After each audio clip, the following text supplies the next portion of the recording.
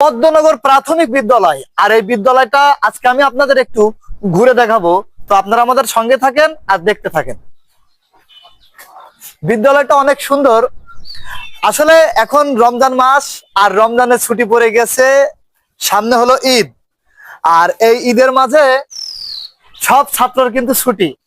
আর এখানে আপনারা দেখতে পাচ্ছেন এই বিদ্যালয়টা অনেক সুন্দর। এই বিদ্যালয়টা 3 তলার উপর একটা ভবন, আর এখানে অনেক শ্রেণী ভাবে রুম করে করে স্কুলটা তৈরি করা, দেখতেও অনেক ভালো লাগছে। আর এই পদ্মনগর বিদ্যালয়টা কিন্তু বেশি দূরে নয়, এটা আমাদের কুষ্টিয়া জেলা হরিনারায়ণপুর পদ্মনগর।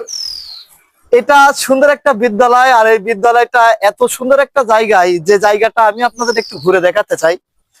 এখানে কিন্তু বাচ্চাদের জন্য সুন্দর খেলার মানে সবকিছু প্রস্তুত করে রেখেছে, যারা বাচ্চারা ফ্রি টাইমে, টিফিন টাইমে এই যে এই জিনিসগুলোর উপরে খেলা করতে পারে।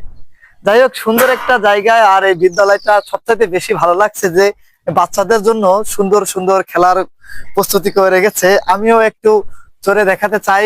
আসলে এইটাতে চড়া কিন্তু অনেক মজা, যে এই জন্য বাচ্চারা স্কুলে আসে এবং স্কুলে এসে এগুলো মানে খেলা করতে, এগুলোর উপর চড়তে এবং সবার প্রতি ভালোবাসা রাখতে।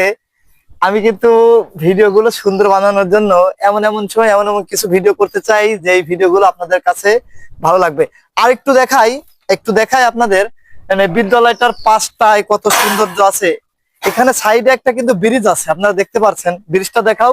এখানে সাইডে একটা ব্রিজ আছে, আর ব্রিজটার পাশেই কিন্তু সুন্দর সেই আমাদের কুষ্টিয়া জেলার কালী নদী বলা হয়, মানে কালী নদী, কেউ বা বলে গাং, কেউ বা খাল বলে। আর তার পাশে এই বিদ্যালয়টা। আর এই বিদ্যালয়টায় অনেক ছাত্র লেখাপড়া করে আমাদের কুষ্টিয়ার নাম অর্জন করবে ইনশাল্লাহ।